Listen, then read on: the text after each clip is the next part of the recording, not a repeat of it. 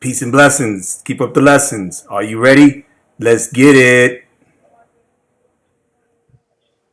Guess the intro is not there. Well, anyway, today no intro, but don't worry about it.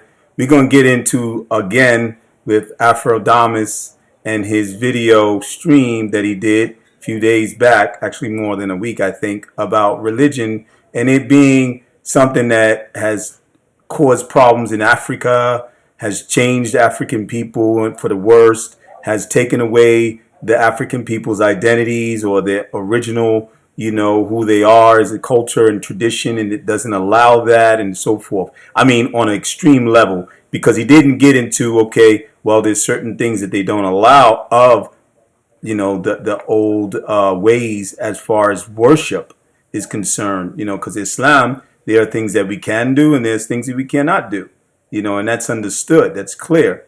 And shirk or joining partners with Allah is number one. And so in the faiths like Ife or other parts of different traditional spirituality, they have shirk in it. They have where they join partners of gods with the greater God that they might, like Obatala or so forth, and Ogun, and all these different names. They have different gods that cover different parts of your body, different parts of your life, and can govern different things for you. But in Islam, we are monotheists. We're pure monotheists upon Tawheed. And the belief of Tawheed system or concept is the foundation of Islam. Okay, that's our Aqidah. That's our concept of understanding and creed and belief in the Creator that is only worthy of worship and is one. This is what we believe, that it's a simple belief, because when you believe in one, then you know who has charge of everything. You don't have to go to this God, to that God, to that God, put statues of different gods so you can worship on the altar and pray to them and have them to help you. And if you miss out on one God, that God is going to take something out of your life, or is going to be mad at you or whatever, and bring down, like some of these guys were mentioning later, you'll hear. I'm going to try to touch base with their fictitious beliefs. And I say fictitious is because it's not factual. It doesn't have any proof and evidences that another being or other beings, they become angry, and so they become angry, so they'll take away and won't bless you, other than the Creator who's given you life. The Creator who's given all things in this life its existence, and he sent his proofs. He sent his word, and it's been preserved in the tablets, as we know as the Torah, the Injil, and the Quran, the Zabur. These are the different names of these holy tablets of Allah's word given to his prophets at times when they were sent. He sent several prophets, thousands of prophets. You understand? And the ones that we have is in the Quran. And in the Injil, we know of Isa being his prophet in Islam. You understand? So basically, we're getting into this, and I'm going to try to let you hear some of the stuff that I'm going to pinpoint today for this. This is the fifth part. And don't forget to click the like button and subscribe. If you're not already subscribed, get on in and, get with me, because I got a lot of stuff to go forward with besides just this. A lot of things to discuss. So many different topics of things that we need to get on. And, just get with me and stay with me. All right. And also share this video, please. Thanks. All right. So go ahead and listen in. Let's hear what he's got to say. Themselves. If you ask them, they would paint the devil to be African. Unconsciously, they won't even realize. If you ask them about God. I never heard that. I mean, from the Africans that the native West African brothers and sisters that I've been around, if I got into religion, I never heard of them saying God is black. I mean, excuse me, the devil or Shaitan, the Satan is black. You know what I mean? That never heard of him having a color other than what Hollywood depicts him as, and all this fictitious depictions of him being red and having horns out of his head and a tail, pointed tail, like looking like an arrow. You know what I mean? With a pitchfork. So this is the only thing, the images that have been depicted and understood. And I've never seen him being black. I mean, I've like maybe a garb might, when he comes in as a human form, he might have black, or he might have red and black like the vampires do. All that foolishness. But this is like kid stuff. This is Crayola crayons to me. Again, mentality, because you're caught up into to color, and color doesn't really play a role in Islam for sure. I can't speak for all the other religions, but even Judaism, I've studied it for a while, and I've even came into it, as accepting it for a certain point in time of my life. It was very short, and I learned that from the Old Testament, the Pentateuch, the Torah, did not speak about or describe Allah or God in a form of man. It didn't do that. Now, English translation later on came of the image of God, and he created man in his image. Image. Image, that word was not the word that it was given when it was given in Hebrew. It was given in another term. It was another meaning. But the meanings that they depicted later on through the translation, and then in the New Testament, it was even worse. Now you incorporated God and the Son and the Father and the Holy Spirit and all this Trinity types of understanding to support their belief now that they have within Christianity, not what it was when Isa was around, when Jesus was around, and his disciples were on this earth, or they were following him to the word, to the word.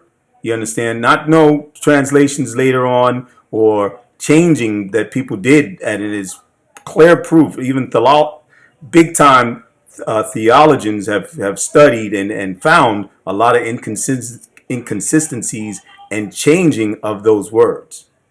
So you going on stuff that doesn't have any stance, no strong stance and proof and evidences, like somebody even said, and a few people were saying in the chat. And the brother and the sisters that you see later that comes on, they tried to deal with him with his issues, and he was coming, and they were saying he was coming with his own point of view. He didn't bring enough evidence, hadith wise, and this, he supposed had been, I guess, a Muslim, or grew up and was raised in a Muslim environment, household, and so forth, and he went away for whatever reason. Usually it's because of desires of the dunya, desires of the world, desires of being on stage like this. You understand? And getting money and then traveling. And what was this music thing that he showed? Maybe you'll see it in the video that he does about Somalia. And he's showing these white women and these African group playing music.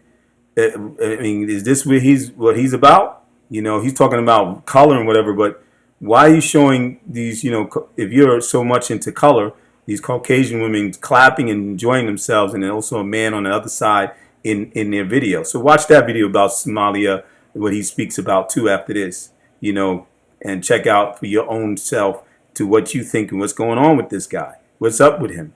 He's not all what he's cracked up to be. He may be a Pan-Africanist. He may be seeming like he's for the brotherhood and the growth and the unity of the African people. But watch him and check him, because I am. Okay, but let him go again. Let's see. Their image of God is of a lighter hue. This is the preaching this is what they preach. Incorrect. Now, this is what is going to knock that out, and I'm going to leave it at that, because the Quran is what I have to use as a Muslim against the falsehood, because the falsehood is that he obviously is coming with. He obviously wasn't a person who was studious in the Quran, because then he wouldn't even be on this right now. He wouldn't even probably be here. He'd be on Haqq. He'd be on the truth, and he'd be a following as a Muslim, as the rest of the Gambian Muslim brothers and sisters are doing, and struggling and striving to be continually practicing or following their faith and belief in their heart and continuously staying sincere to it. Not, because your parents forced you and now you feel some type of way and you resent them and you want to go away and you see more desires of the dunya world of the West or so forth. Because you're talking about women that go and they want to dress up and look white and put hair like white, but yeah, you're wearing clothing that are from the Europeans. Most of the times I've seen them maybe in a dashiki a few times, and that's hats. But most of the time I've seen him in regular jeans and clothing from the kuffar, and from the people of the West. Not African garb more all the time, like some of these talkers that I know that they wear African garb all the time. So what are you talking about, bro? Okay, so anyway, this is what it is. It's the Surah Al-Ikhlas. And I will recite it, translate it, and then leave it at that. أعوذ بالله من الشيطان الرجيم بسم الله الرحمن الرحيم قل هو الله أحد الله الصمد لم يلد ولم يولد ولم يكن له كفوا أحد. Okay, say He. Well, in the name of Allah, the most beneficent, the most merciful. Say He is God, the one and only, the eternal absolute. That's the first verse. Okay, eternal and first verse is Kul hu Allahu ahad. Say He is God, the one and only. God, the one and only, one deity, worthy of worship. Allahu Samad, the eternal, the absolute. The eternal and absolute doesn't say the white or the black. It doesn't say that He has more hue. It doesn't have hue. You understand? It says eternal, beyond human beings, beyond human life that has color, or animal life, or anything in this realm of life in the world, the dunya. Beyond that, He is above His creation. Yeah, okay. This is why that those two attributes, eternal and absolute, absolutely complete. It has no imperfections. Okay. So then it goes to lam yalid wa lam yulad. He begets not, nor was He begotten. So He has no beginning and He has no end, and He has no children. He doesn't beget.